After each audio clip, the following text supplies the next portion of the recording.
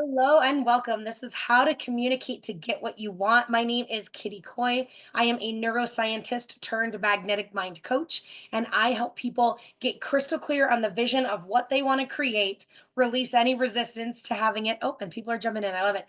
Release any resistance they might have to having it, which is like fear, self doubt, procrastination, unworthiness.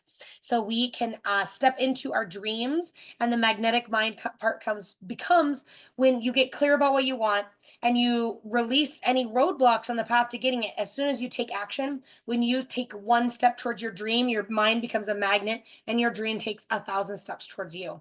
And today we're going to talk about how this applies to relationships, getting crystal clear on the vision we want in relationships, and how can we communicate that vision and be in relationship in a way that supports us.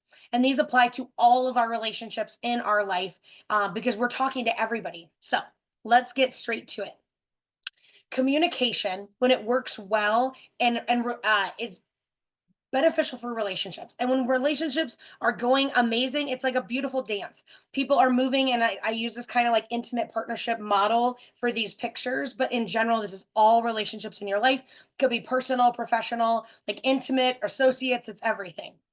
But when you're in a relationship with somebody and it's going well, it's a beautiful dance where you are literally and you're moving in sync, you're holding hands, you're connected, you're supporting each other. And as time goes on in every relationship, things can start to build up, especially when we're not talking about them, which may be why you're here today is to learn how to communicate more effectively. And we end up arguing, we end up having, hurt feelings and things. uh Negative things can happen in these relationships when we're not communicating effectively. And communication is an art form. And I consider myself a master communicator, and I'm still working on this all of the time. But communication is truly an art. And so when you're in a mastery place of communication, it's like this beautiful masterpiece. Like it is a painting that is so wonderful and so amazing. It just like it makes you feel all these positive emotions. Same things when your communication is going very well.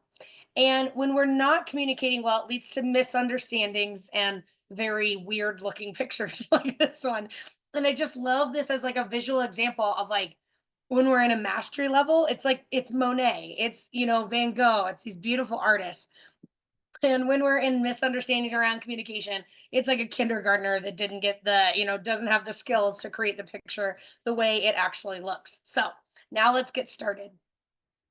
Generally speaking, how we get to the place where we go from this beautiful dance in relationships, in our conversations, to this place where we're arguing, we're not seeing eye to eye, there are misunderstandings. Every time we have an argument, every time we are upset and we don't say anything, every time we're silently judging the other person, or maybe we're outwardly judging that person, whatever that is, it's just another brick on the wall between you and that person. And we create these walls by the conversations we're having or not having. And so when we're putting bricks on the wall, what happens is this wall can become so big and so tall that we can't actually even see the person on the other side of this wall. And that's when we get into real trouble with relationships. That's when things start to go really south and you get in negative situations in your conversations, whether it's like if it's personal, it could be breakups or divorce or misunderstandings with your loved ones. It could also be professional conversations kind of gone wrong, or we think we're communicating something but it is not being received in the way we're working on sending it. And each time that happens, it's just another brick on the wall. And I already said this, but this applies to every relationship in our life. So just take a moment and think about a specific relationship where you might be having some communication challenges, or you're looking for tools to better communicate to this person. And I want you to hold, and if it's multiple people, that's totally fine, but at least one person, bring that person to mind. And as we go through this presentation, start thinking about how can I be applying these tools that I'm going to teach you and this information to the conversations that I'm having with that specific person or that group of people or whatever it is. So I would just encourage you to hold that person in mind. All right, we're going to start off by talking about direct versus indirect communication. And I'm going to explain this first in a story. So I actually heard, this is a very real story that I heard. of there was a CEO at a top level company, and it was amazing, and they had an executive assistant, and the executive assistant had a good paying job at a great company, like good benefits. Like, why would you ever leave? And she chose to leave her job. And when human resources interviewed her in her exit interview and said, well, why is it that you're leaving? And she said, my boss doesn't like me because they never say hello in the morning, they never ask me how my weekend was. They're just so cold and blunt, and they walk in and tell me what they need to be done. So obviously they don't like me. I must not be a good fit for this job, so I'm leaving. So what happened in that situation is direct communication from the boss, and it was received in, like, the supervisor in that situation, it was received in a way that didn't feel good to that person. So we can be direct or indirect in all of our communications. This is written, verbal, and auditory. Like, we can hear, like, or we can, oh, more people are jumping in. Okay, we can speak directly, we can hear directly, and we can write directly, basically. So the benefits of having direct communication is it's straightforward and it's clear. An example of direct communication is, I'm hungry, could you please go make me a sandwich? And I'll give you another example later. So it's straightforward, it's clear, the person knows what you're asking of them. It's concise, it saves time because it's just, instead of, telling them a whole story or saying, well, would it be okay if, like, do you think you could do this for me? It just said, could you please make me a sandwich? And it reduces misunderstandings because it's very clear, and the instructions are not misunderstood, but the intention, the energy, the emotion behind it can be misunderstood. Because the cons of direct communication, and there are pros and cons of everything, of course, the cons of direct communication is it can be received as blunt, harsh, uncaring, authoritative, like, it just cold, curt. That is what that the employee in that situation was saying, is they felt that their boss was harsh and cold. Obviously, they were making up a story about what their boss's communication style means. And that's really what it is that's really the root of all communication issues, is we make it mean something that the other person isn't. Like, there's two different meaning. Somebody said it with a meaning and somebody received it with a meaning, and communication errors come up when those are not in alignment. So in that story where the employer was that person was just being direct, they were like, I'm saving time, I don't have time for pleasantries. They were being received as blunt and cold and harsh. And I am a very direct communicator, and I have personally gotten that feedback again, multiple times, that people are like, whoa, like, don't you want to say hi, or like, don't you want to talk about things? And I'm like, oh, it just never even occurred to me. Like, I'll send, and still to this day, I catch myself. I'll send text messages being like, "Can you send me the report?" And then I'm like, and that's next text message. By the way, good morning. I hope you're having a good day. It's just not something I think about because I'm so, like, matter of fact in my communication style. And the goal is, how do we understand our communication and then shift to be a little bit more in the middle, or be dynamic and fit the people we're communicating with. Real mastery in communication is being able to adjust your own personal communication styles to fit that person. So, like, specifically, my assistant is more indirect in her communication. And I used to just, like, log on to our weekly meetings and be like, cool, can you send me this, do that, whatever. And I started to notice, and I was like, what if I started with, hi, how's your weekend? It's 1 minute conversation. It's not like we're spending, hours small talking or anything like that. But that 1 minute of conversation, of pleasantries, of just greeting them and seeing how they are and treating them a little bit more human, makes me be received a little less blunt and harsh and cold. So if there's direct communication, there's obviously indirect communication. So let me tell you a story about this. This happens, I hear, especially from my clients. A lot of my clients are indirect communicators. And I've heard the story time and time again.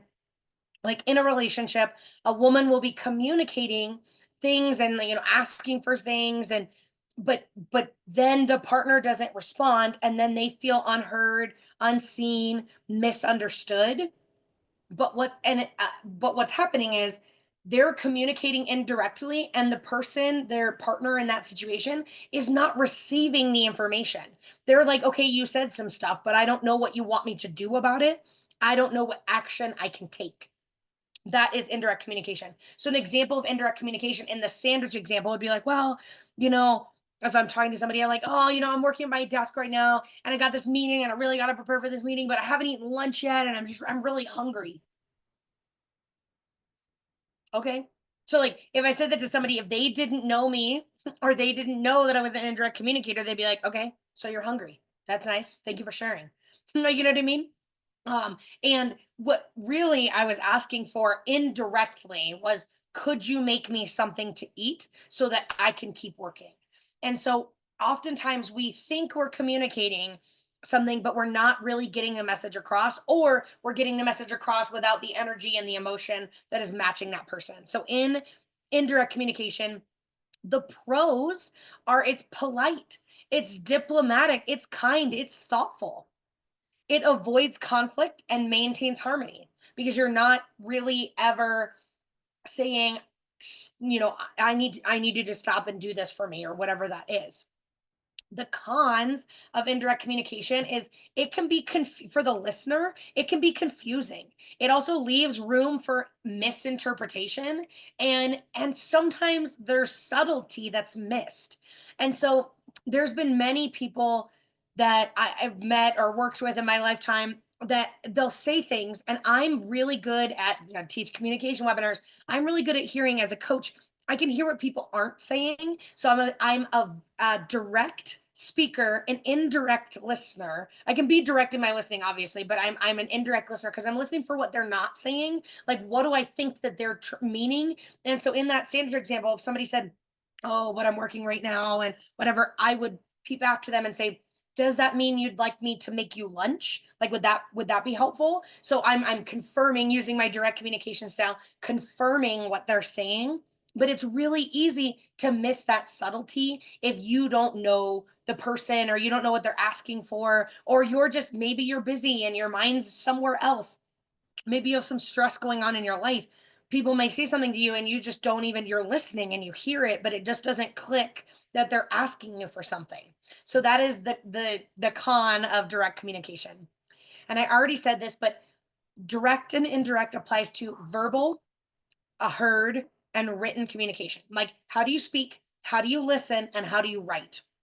And and that is an interesting thing. And this is different across cultures. It's different across generations. So, like, generations of children that are younger now that grew up where like text messages are a common form of communication, they tend to be very direct and short in their text messages. It's just like get the thing or whatever. They don't. And people that are from an older, like my grandparents generation, she doesn't like, she wants more of the, because she's grew up writing letters to people. She wants more of the pleasantries, the longer form communication. And so just notice and take a minute to think, are you direct or indirect in your verbal communication? Do you tend to be the person that says, can you do this for me? Would you please do this for me? Or I need this? Or do you tend to be indirect, which just says you're speaking around? There's an metaphor for that or whatever. It's like you tend to beat around the bush. You don't ask for things. You try and be gentle about it. When you're speaking, just notice, are you direct or indirect? When you're listening, I've heard people describe direct listening as literal. So, like, a way to describe that, and it's like, have you ever been in a conversation where you're like, I'm hungry, and somebody says, "Nice to meet you, hungry. I'm Kitty." They are a direct, literal listener. They're hearing the exact words you're saying. They're not like oh, you should get food, or like, do you want to go get lunch? Like, that's not what they're hearing. They're hearing the words that you're saying and nothing more. They're not reading into the energy around it. And when you're indirect, you tend to pick up on, when you're indirect in your listening, you tend to pick up subtle cues that people, and like hints and things, like you tend to understand no matter if people ask for it or not. You tend to understand what they mean. And then think about your written. when you're writing an email or a message, or when you call somebody on the phone, do you call and say, hey, how's it? Do you say, hey, how's it going? How was your weekend? How's the kids? Whatever. Do you tend to have a little bit more present? Well, I guess that's speaking. That's not an example of written. But like if you're writing an email, do you tend to write out all the pleasantries and be like, hi, I hope you had a great weekend? Like, I haven't seen you in a while, but I know your kid graduated from high school last May, and I hope it was a great graduation. So how you doing? I would love to. And then you get into it. So just notice, are you direct or indirect in your verbal, your written, and your listening, your heard communication? So, oh, and I just kind of went over this. I forgot to click the slide. So just notice and make a note, because whatever communication style you are means that the other, like when I had to train myself to be an indirect listener. I used to be, because I'm a direct speaker, I used to be a direct listener, and I was missing subtle cues. And that's part of coaching, and my whole journey is I'm getting better and better at my indirect listening. So the goals for communication is always to understand your own styles, the pros and cons. And so I know that if I walk in a room and I'm just like, I just say something and I get straight to business, and people kind of like give me a weird look. I'm like, oh my gosh, I wasn't even thinking, how are you? It's so nice to see you. Would you like a hug or whatever that is? So understanding your own styles, understanding other people's styles based on their reactions and responses, or whatever information, whatever conversations you've had with them. People are always telling you, whether now that you know what direct and indirect is, like start thinking of that person I told you to hold in their mind. Are they an indirect or a direct verbal communicator? Or do they listen direct or indirect? So the goal is understand your style, understand other people's styles, and then be able to adapt your own communication style to better fit the situation or the person that you're communicating with. This is really the mastery level. Like I said, the Monet picture is when you can understand where you are, where the other person is, and bridge that gap easily. And I gave this earlier hint, there are cultural differences. Like there are, different cultures that are much more direct, the different cultures that are much more soft and indirect in their communication. Um, and then there's different generational things in the United States. Like I said, there's a big difference between my young cousins and my grandmother have very different communication styles because of the generations that they were raised in. So, tip number one, so that's a little background information on how to be effective in your communication. So, tip number one is start sharing proactively. So you may have seen and or heard about this example. It's a paper mache volcano, and you put baking soda inside of it, and you can pack that volcano with baking soda, and then you add one thing, vinegar. That's the catalyst, and all of a sudden, psh, your volcano explodes and goes everywhere. So you might be asking, what does this volcano have to do with communication?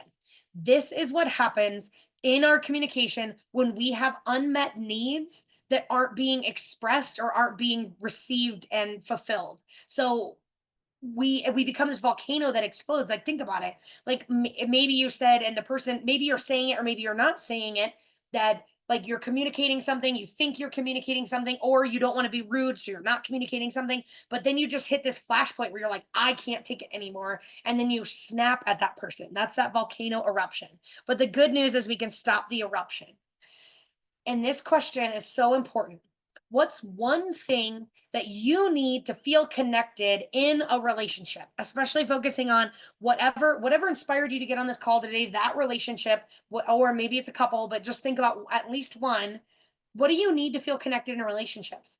And hint, if you don't know, it's probably your love language. And if you don't know your love language off the top of your head, I highly recommend, it's a free test you can take online. It takes like 2 minutes, and it really showed, maybe 5 minutes. It really shows you, like for me, my love language are acts of service and quality time. So what I need to feel connected in a relationship is people that take the time to, answer my phone calls or call me back at some point, answer my texts within a month or something, or they actually carve time in their calendar, like in my friendships. Like, and I've communicated, once I got clear that this is what I need, I communicated that to all my friends. Like, I really want to be seeing you maybe 2 to 4 times a year. How can we figure that out? Like, what do you need to be in a relationship? I just want to spend time with you. Like, how can I support you? Some people, there's all sorts of different love languages, but if you don't know if you've never thought about what you need to feel connected in a relationship, it's your love language. And just notice, have you expressed or even acknowledged this as a need? Because I didn't even know how much I expected this but didn't communicate this until, the world shut down because of COVID. And there was a lot of my friends like I didn't talk to, and I wasn't, of course, was not seeing them in person during that time. But it was a long time that I went without seeing my friends, and I got really clear. I started to feel resentful. I was like, I've texted you multiple times. You're not responding. Again, I'm making it mean something. I'm making it mean something that maybe they don't like me. They don't care. They're not making the time for me. That's the meaning that I'm assigning to their act of not responding to the text. In reality, maybe they're stressed. Maybe they're having a really hard time. And so once I realized that I was like holding people to these expectations and like, judging them for not meeting it, but I had never even communicated what's going on. I reached out to the people in my life and I said, "Hey, I miss you. I really want to hang out." And I've done some personal growth and learning, and I've realized that what lights me up and what makes me feel good in a relationship is just spending time together. Whether it's in person, it's on the phone, it's Zoom, text messages, whatever. It's just that connection, that communication, and the idea of spending time with you. Like, I just really want to spend time with you. What do you need to be connected in a relationship? So I just had that conversation and I expressed it. And what's amazing is almost every single person in my life was like, "Yeah, I like that too. I want to hang out with you. It's just life has gotten busy and I'm sorry about that. What can we do? What about going to drinks next Tuesday or whatever?" Like, and so when you get clear on your needs, and this is the next slide, you avoid the explosion by getting clear on what it is you need in the situation, from that relationship, in that conversation, whatever that is. And then communicating your needs calmly and clearly in a way that creates win-win situations. Because I didn't approach the people and say, "I need this, deal with it. Like, you need to spend time with me." End of story. I said, "Hey, I noticed that this is something that I need to feel connected. What do you need to feel connected? Like, what would help you grow our relationship? Like, do you want to grow our relationship? Are you happy as it is? Do you what would support you in doing that?" And so we created, and these people, some people were like, "Oh, Kitty, I'm so sorry. I've got little kids. I'm not able to spend time with you." And I was like, "What if we did a text conversation like once a month?" And I was like, and we just went back and forth, just like, if you think of me, send me a text and we'll just like send a couple texts back and forth, catching each other up. How about that? And then other people were like, "Oh, I really like to spend time in person and give hugs." And so I created win-win situations by just getting clear on what I needed and communicating that. So creating a safe space to communicate things regularly is essential in relationships for them to last. And again, I kind of use the intimate partnership framework, but this applies to all of your relationships. Creating a safe space where people can bring things up to you. So I've had multiple times in my life where people have had the courage to say things to me that and they're like, "Oh, you said this and it hurt my, you said this and it hurt my feelings, and I just want to talk about that because, like, whatever." And they share the sign, and I'm just like, "Oh my gosh, thank you so much. Like, I really appreciate you sharing that with me. I do my best. I don't get defensive and say, 'Well, you should know,' whatever. That's why I said that. I just say, 'Oh, thank you so much for sharing. Thank you so much for feeling safe enough to share with me.'" And so I do my best in all of my relationships and all my situations to overtly communicate to people that it's safe. It's okay. Like, I am willing. I love to talk. I love to have conversations. And it doesn't matter if it's a hard conversation. I'm willing to go there. Like, I want to have good relationships. So I'm willing to do whatever it takes to create those relationships. So I'm consistently communicating to people in my life that it's a safe space to communicate their needs or whatever that is. I love uh in family relationships and intimate partnerships, having a time where you sit down in a if you're like in an intimate partnership. I call it the state of the union, is what I call it and what I do. So like in my marriage, we have time every Sunday that we plan the meals for the week. We forecast who's doing what on which day, who's responsible for taking the dog to the groomer or whatever it is, communicating basic needs. And then also like saying, is there anything that happened this week that you want to talk about? Like this is a safe space that we can discuss these things so that it doesn't go months and years and weeks and whatever with those feelings kind of swept underneath the rug. And when you create a safe space to communicate regularly, every week it is a lot, but at least every couple weeks, couple times a month, just saying, is there anything that you want to share with me? Like in an open-hearted way and just approaching that really does a lot for relationships. So tip number 2 is mastering tough conversations. That's what I talked about a minute ago. I was like, I'm willing to go there because I have the tools for conflict. And by the end of this, you will too. By the way, I also teach a webinar, a free webinar. I think it's coming up next month, but I can also send you the recording if you're interested. It's on YouTube of how to stop conflicts in your relationship now. And basically just how do you recognize and manage conflict and how can you see conflict as a gift. So in order to minimize conflict, don't share in the heat of the moment. That's why it works so well to do that like weekly saying like, is there anything you want to share with me now? Is there any time, your feelings were hurt or you didn't feel comfortable saying things? When we share in the heat of the moment, our emotions are high and it's easy for us to say things we don't mean. When your emotions get high, your nervous system gets triggered, you go into fight or flight. And that actually, I didn't share this, well, maybe I did share it earlier. I'm a neuroscientist, so I like to think about things from a brain perspective. When you have these heightened emotions, you shut down your nervous system that sends cortisol, which sends a signal to your prefrontal cortex, which is your decision making and your logic center.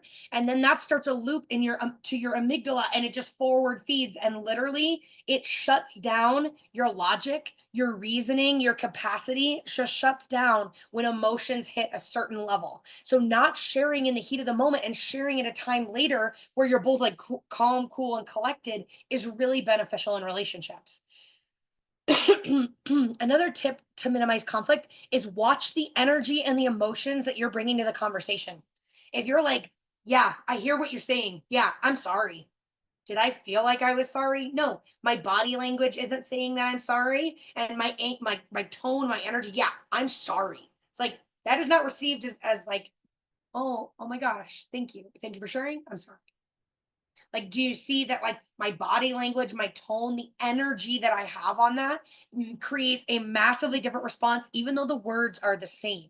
So just be aware of the energy and the emotions you're bringing to things. Again, why speaking of things outside of the heat of the moment, we do not have control. We don't always have control over our energy and emotions in the heat of the moment. They're a lot more exaggerated and we're like, way more angry. We come off as more angry than we are sometimes. So when you're sitting down and having your conversation at a normal time where you're both cool, calm, cool, and collected, set the intention of the conversation. Start off by saying things like, there's an event that happened, and I want to talk about how we feel. I want to find resolution. Like I just, I love you. Whatever it is, like if that's appropriate. It's like I just want to get on the same page about this and clear up any misunderstanding so we can move forward and have ease and harmony in our communication and in our relationship. So like setting the intention of like my goal is not to fight. I'm not here to attack you. I just want to figure out what's going on. I want to share and get on the same page. That goes a long way in minimizing conflict. Speaking from your heart and tuning in is really easy for us to get stuck in what I like call our head bubble. And if you can just like imagine when you take a deep breath and I even a lot of times when I'm having tough conversations or I'm focusing on speaking from the heart, I will literally put my hands on my chest as a physical reminder as I'm speaking. Yes, tuning into my heart, speaking from my heart. Like it's really easy when we're in our head. That's when we're like logical and we are not being, sometimes that means if we're overly logical, we're probably not being empathetic, compassionate. We might not actually be listening to hear the person and understand. We might just be listening to respond. So when we speak from the heart, it really goes a long way. And understanding and meeting the person's communication and conflict styles. And so again, understanding, is it direct or indirect? And we're going to talk about conflict styles in a second because that matters too. But like just understanding and meeting the person where they're at. This is a great slide. If you want to pause and take a screenshot, I'll take a little sip of coffee. All right. So This is everybody are different conflict styles. I'm not going to go into what each and every one of these means, but there's more effective and less effective methods of conflict. So obviously avoiding the conflict entirely is not an effective way to manage conflict, because when you avoid conflict, it just leads to more conflict. Competition is like creating the like, I've got to be right. I've got to prove to this person that I'm right and they're wrong. Accommodation is it's neutral, it's just kind of in the middle, and it's like, okay, you have your piece, I have my piece. This is like the agree to disagree. Like, I'm not really listening because I'm not like, and maybe you are listening, but like, you can't change my opinion. I'm right, you think you're right too, that's okay. I think you're wrong, but if you think you're right, we'll just like agree to not talk about it. This is like the kind of like, it's not avoidance, but this is agree to disagree.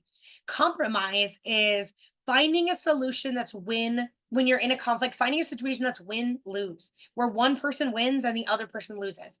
And collaboration is the most effective type of conflict. And collaboration is what I talked about earlier. It's like, okay, I want to hear what you have to say. I want to share, how do you feel? I want to share what I have to say and what I feel. And then I want to come to resolution. Like, I want to find this middle ground where we both feel heard and seen and understood. That's collaboration. In collaboration, you're creating win situations where both person is like, okay, yeah, I like, obviously the conflict happened, whatever it is, but like, they both people feel good about the ending of that situation. So there's five, but there's the button, five different types of conflict styles. So there's different types of conflict behavior responses. And this is very interesting because I am a direct communicator, and I am direct. And so like, if I see things, because I'm direct, I'm like assertive, and there's a specific word for it that I'm not finding right now, but like, if I see something, I say something. So like, I don't avoid conflict. And I was raised in a household where like we avoided conflict by being like, somebody would say something and be like, I don't appreciate how you said that right now. Like, we are in the moment. We're not thinking about it. We don't hold anything back. We're very direct and blunt and upfront. My husband was raised in the opposite type of household where they would have, they would avoid conflict, and then they would be the volcano that explodes, and then they wouldn't come back and talk about it. So he had all these ideas that conflict destroys relationships, is a really bad thing. And for me, it was the thing that avoided, like, or, being direct and having these maybe tough conversations about calling somebody out when you don't like what they said or whatever. But having it in the moment, for me, reduced the conflict. And for him, it made the conflict bigger. So, because he has a different conflict behavior response. So the reactions can be passive, assertive, passive aggressive, and aggressive. And I'm assertive. That's the word I was looking for. I'm assertive in my communication style. Assertive is just like direct, straightforward. Passive is like, is very similar to avoidant. It's like, there if somebody calls you out on something, you're like, okay, cool, whatever you want. You're like, you just don't want to respond. You're just like, what do I do to stop right now? Passive aggressive is like, oh, it's fine, but then you're like silently giving them death stares, or you're saying things are fine when they're not. You're upset, but when somebody asks you, are you okay, you say, I'm fine. Like, that's passive aggressive. And then aggressive is just in your face, like, here's where. And so when I'm cool headed, I'm assertive. When I'm upset and I'm in this emotional place, I can border on aggressive, because I'm so direct in my communication. It can be perceived like I show up and I've got a big voice, big energy. It can be received as aggressive.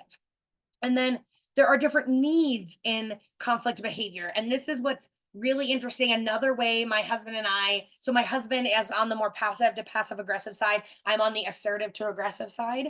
And my husband is, I am talk about it now. If we talk about it in the moment, it's not a problem. And he has to walk away and think about it in the middle of an argument. He'll say, I need to take a walk.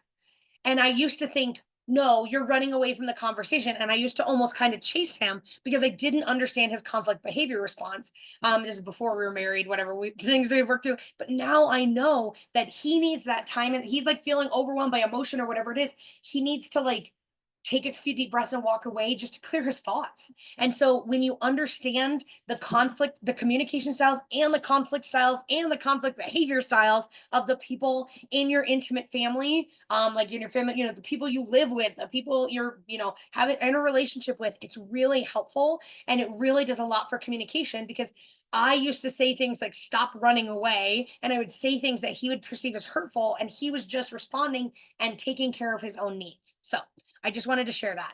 So tip number 3 is learn about communication tools, which good news, you're doing that today here in this webinar. But here's some more is the rules of fair fighting. And there's also, I want to share, there's a book, they have a book, a course, and I think it's even an app called Nonviolent Communication. And it teaches about fair fighting. It's really, really good. There's the app, or the course I took for nonviolent communication is from an organization called Sounds True. And you could just put nonviolent communication course and it'll pop up if you're curious. But the rules of fair fighting is to take responsibility for your emotions. Oftentimes, we are projecting our emotions on the other person where you're angry and you'll say things like, stop being angry. And they're like, I don't feel like I'm angry right now. And so just take responsibility. What emotions am I feeling? Be aware of your emotions, acknowledge your emotions, just take responsibility. Okay, I'm angry, which means it's probably not a great time for me to have a conversation about it. The aim is to find a resolution. And I already kind of mirrored the rules of fair fighting and the examples and the stories I just told, but I want to give you the actual steps. The aim is to find a resolution that honors both parties. There's no compromise. There's no agree to disagree. Like both people feel like their needs and their feelings have been met and heard and seen and understood. And the relationship's integrity is intact. Like you walk away both feeling like, okay, cool, like that wasn't great that happened, but I feel better. I feel stronger. Like I feel more connected to you now. And again, if it's in a professional relationship, you're just like, I'm now more willing to be in the same room as you or whatever that is. And it's about finding a new way to create such win-win situations. I cannot say this enough, but so many people tend to compromise, especially if they're on the passive side or indirect side of speaking or conflict style. They'll just compromise and they'll say, I don't need anything. It's fine. Do whatever. You just take control. But then that builds resentment and problems in the future. So it's literally about like seeing it as a puzzle, whatever's happening, their conflict of communication. Like, okay, this person, this is their needs and this is their feelings and this is what's going on for them. And this is my needs and this is my feelings. And this is what's going on for me. Like, how can we bridge this gap? How can we both get what we want? How can we create a new way of interacting or whatever? And so things like this, like I've heard a lot of different examples, but what's coming to my mind is the idea of a safe word. There are many people that if you're in a conversation and it's going and you're like, I'm overly emotional, and they're like either have a safe word or and my husband basically, like, his safe phrase or whatever his action is, I need to go take a walk. And I know I don't make that mean anything. I just, the only thing it means, because we've talked about, that's the other thing is like when we're talking about and creating win-win situations is, what does this mean? When you said, well, like this was said, I felt XYZ because what that means to me is blank. And when we communicate in this way, we're telling people how we're interpreting things because people don't know. Like if you're in, I recently was in visited Greece, which is a very different communication style. And even though I'm direct, I'm kind about it, and and I have big energy, but big friendly energy. And culturally, Greece is a lot like the Middle East in the fact that I was, all of a sudden people are yelling at me and I don't know what they're yelling about. And I was just like, oh God, like, and so because I don't understand what they like, it's not that I don't understand the language. They were yelling at me in English. I knew what they were saying, but I don't understand what it means to them or why they're upset. And so that way it's really amazing to have that's a tool, but it's about creating win-win situations. Then how to use fair fighting is using I statements to express feelings without blame or accusation. And you notice, I don't know if you know, I caught myself instead of saying you said this and then I felt whatever, that's attacking. That's going to put somebody on the defensive. And I said, you said was wait, no, this was said and I felt. Because the person knows that they said it, but when you're like, you said this, it very much feels like feels like the finger pointing, and it feels, and when people feel, it feels like it could be attacking or aggressive, then when people feel attacked, they respond in the when people feel attacked, they respond with defensiveness, and that's not going to get us anywhere. So when you said this, and again, you said it could be, it depends on how heated the conversation is. I could also say when this was said, when it was said that you didn't like my friends, I felt sad and defensive.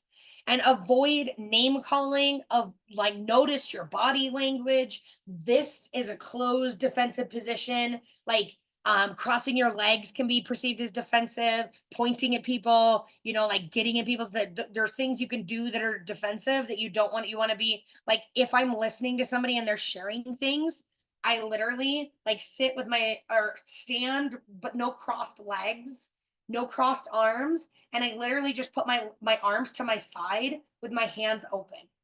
And I'm like, I am receiving this information, and it's a safe, it makes you safe to share. It's a body language that says, I'm listening, I hear you, like, I don't want to fight. Like, and so that's a really, like, really great thing, is just notice what your body language, your energy, and your emotions are. Avoid name calling, avoid criticism. Don't bring up past issues. Well, 10 years ago you did this, and then my mother-in-law never let me hear the end of it. Whatever, I'm just making stuff up at this point. But don't bring up the past. Focus on what's happening right now.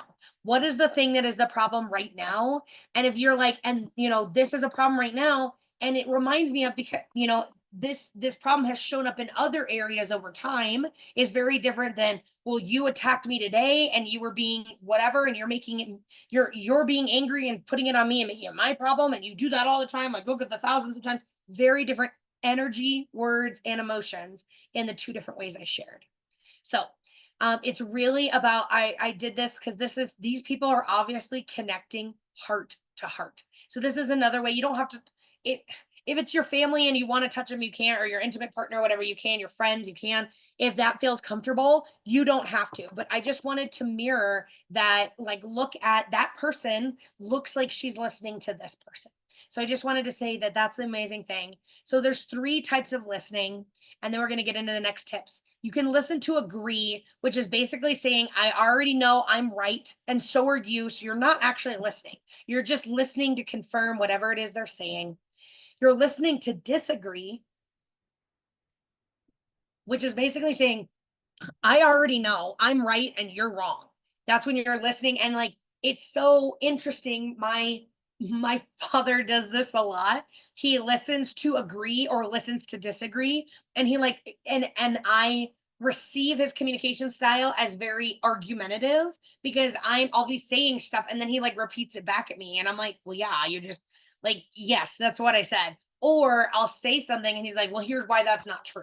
He's listening to agree or listening to not agree. And those are not the most effective types of listening. The most effective type of listening is to be with that person. You're actually being present. You're not listening to respond. You're not judging. You're hearing the words that they're saying and being open and curious. Like, okay, what part of this, or what part of their saying like resonates with me? And you're being self-reflective. And I heard Dr. Sherzad Chamain does a positive intelligence, said, and he said this one thing and it's been a game changer. So I'm going to share this phrase with you. And it's really helped me understand when there's times where I'm like, I'm right, they're wrong. Or, people are saying something and they're like, well, this is how I received that, whatever they're saying to me, and I don't agree. At least 10% of what they're saying is true, is what Dr. Shirzad says. At least 10% of their story must be true. And so, because people, if you're like, hi, how's it going? And people, if you're feeling good, has anybody ever walked up and been like, yeah, you're angry? It's like, no, because so if we're like, hi, how's it going? And people are like, whoa, are you upset? You're like, no, but like, you're like, okay, they're receiving me there. Am I really upset? Oh yeah, there's something that I'm really stressed about this thing, and it must be coming off in how I'm showing up to people. So just being self-reflective, and how can I be with this person, be fully present in what they're saying in the moment. So tip number 4, this is our final tip for this communication webinar, is our focus affects everything in our conversation. And so let's think of this. I'm going to tell you a little story. And imagine that it's been a long, hard day at work. In fact, it's been a long, hard week. And you're in the office and you go and you pick up the trash from every trash can in the office and you tie up the bag and you carry it out and then you put it in your car.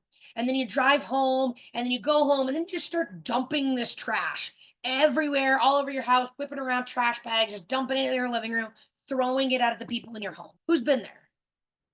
Just me? Okay. Well, here's the problem. We all do this all of the time when when we have a negative day and we come home and we basically vent or dump all that energy on somebody. It's literally like dumping trash or garbage on them. And this is because of our focus. So where is your focus on any given day? Are you focused on the things that bring you joy? Are you focused on the things that light you up? Or are you focused on the things that stress you out? And we're not nobody's ever perfect in this, but like in general, you know what your focus is. Oh wait, I'll just spoil it. It's on an upcoming slide. I think you know what your focus is because the last time that somebody asked you, how was your day? What's the first thing you said? Were you complaining? Well, traffic was bad and my boss sucks and like here's what didn't work. And then I ran out of water and I didn't have enough food to eat. I'm angry or whatever. Or when and this is to your loved one. We tend to dump on our loved ones because they're safe. We don't if we meet a stranger and they're like, hey, how are you? We're not like, I'm having a bad day, and here's the 25 reasons why. We feel comfortable with our loved ones and our friends, and that's why we tend to dump on them more. So the last time somebody asked you, how was your day? Did you lead with joy or did you lead with negativity? And one of the best things you can do is to start leading and focusing on joy and it's so simple, and you've heard it a million times, a gratitude journal. I like to write down every morning when I wake up 5 things I'm grateful for in the morning, but it's not just writing it down. It's feeling the energy and the emotion of the gratitude. It's like, oh my gosh, I'm so grateful for my puppy who's snuggling me in bed right now. I just love her and I'm so grateful. I feel so good. Next thing. And so when I focus, I write 5 things in the morning and 5 things in the evening. And sometimes I often don't even write them down now, but I say either out loud or in my head, here's the 5 things I'm grateful for this morning. Here's the 5 things I'm grateful for this evening, because that's training my mind to focus on the joy. Because you have the power to shift everything by shifting your focus. When I focus on what lights me up, what makes me feel good, then I'm sharing that joy and shining that light onto others instead of dumping on them. And our lives are, for the most part, our lives are basically 80% positive and 20% negative. But because in caveman times, it was life or death to remember negative things, our brains are actually amplified and wired in such a way that we remember the negative and amplify it by like 3 times. So even though it's only 20% negative, it feels 60% negative. And because in caveman times, if a snake slithered into and bit somebody and they died, your life and your family's life remembers on you remembering the coloring and the patterning of that specific snake so that you never get bit again. So, like, literally, our brains are hardwired from caveman times to really focus and really amplify on that negative because our lives depended on it thousands of years ago, millions of years ago, whatever. But the problem is when we get in a place, let's say you're having a bad month, a bad year, a bad week, whatever it is, and you're going through a breakup or you have these things in your life that are more negative, and this shifts and suddenly your life is about 40% negative and about 60% positive. Well, that 40% feels like 120%. And that's when we really start lashing out in our communication and in our relationships, and we dump on people a lot more because we feel overwhelmed by negativity. Even though it's only 40%, it feels like 120%. So, reflection time. How was your day? The last time somebody asked you, how was your day? You know what your focus is because of how you answered that question. What's the first thing you said? Because a lot of times I used to know, I'm like, oh, well, traffic was bad or whatever, but I had a good day overall. I love but I would always lead with the negative. So I've just flipped that and started to lead with the positive. And I want to acknowledge that our lives are not always like sunshine and rainbows and kitty cats and puppy dogs. Like, bad things happen. There are hard conversations. We have hard days. But the point is, how can you find like and being happy, happiness comes from being able to find one little tiny sliver, like the silver lining in the cloud, the gold at the gold at the end of the rainbow after the storm. Like, how can we tune in and find one learning, one positive, one way we can grow even in the darkest situations. And I practice this as a life philosophy, and it is amazing. I had a childhood filled with like negativity and abuse, and it was really dark and really scary and really hard. And I can even look at that really challenging time and see the gifts of like, well, the the not being cared for by my parents made me independent. I'm really good at taking care of myself. I'm really independent. I'm also, like where can I find these gifts? What are the skills that I learned from this negative situation? Or maybe, I learned maybe you were in a situation where somebody broke your heart or whatever. And it's like, oh, I saw a warning flag, but I ignored it. Like the silver lining is that I can try I can trust my gut. Like I can walk away with some amount of learning. And what the real cost is if we don't stop dumping trash on the people, garbage on the people in our lives, we're using them for punching bags. And I don't want the people in my life to be a punching bag. And I just was unconscious of what I was doing when I'd come home and complain about traffic, complain about my boss. Oh, no, no, no, no, no. I was just dumping on the people, and they wanted to support and love me. And I felt better. That's what an interesting thing about venting. People are like, I just need to vent. I need to get this off my chest. Unless the person is like, yes, I will be here, I will hear you, I'm whatever. But if you're just like, I just need to vent, and you just start dumping on them and they haven't said, yes, I'm willing to receive your venting, you're just using them as a punching bag. And unfortunately, this is what most of us do. We don't ask if it's okay if we can unload some negative energy or have some like heavy conversation with people. We just start saying these negative things. And if you use the people in your life, if you use your community, we unconsciously use our communication as a weapon sometimes, and we're just beating up on the people we love. And what is the cost of that? It's just another brick on the wall between you and whoever you love, all of your relationships in your life, every argument you have, every time you dump on them, every judgment you have is just another brick on the wall. So, what if you could check your emotional baggage at the curb? What if you could have processes, use these processes today to just check that energy and say, I don't want to use the people in my lives as punching bags. So, your homework, should you choose to accept it, is just to focus on the positive first. Because when we focus on the positive, we are shining our light. And again, even on the hardest days, start with like when I had like there was a point in my life where I had a job I didn't like. There was a lot of things going on I didn't like. And my husband would come on and ask, how's your day? I was like, I'd think about it a while and be like, I got a pretty good parking spot today. My lunch was good. Like really neutral, innocuous things that are like not joyful, but like I couldn't, I was couldn't think of anything nice to say. So I was like, what was okay? And so I started with that positivity instead of being like, oh, here's the 25 things I hate about today. And when we can tune into the positive, focus on the positive first, train ourselves with gratitude or whatever other practice. There's a lot of practice you can train your focus with. When we do that, we actually light up the people around us, and then they can light up the people around them. It becomes a ripple effect. So, are you ready to tear down that brick wall that you have built with ineffective communication styles and conflict and all of that?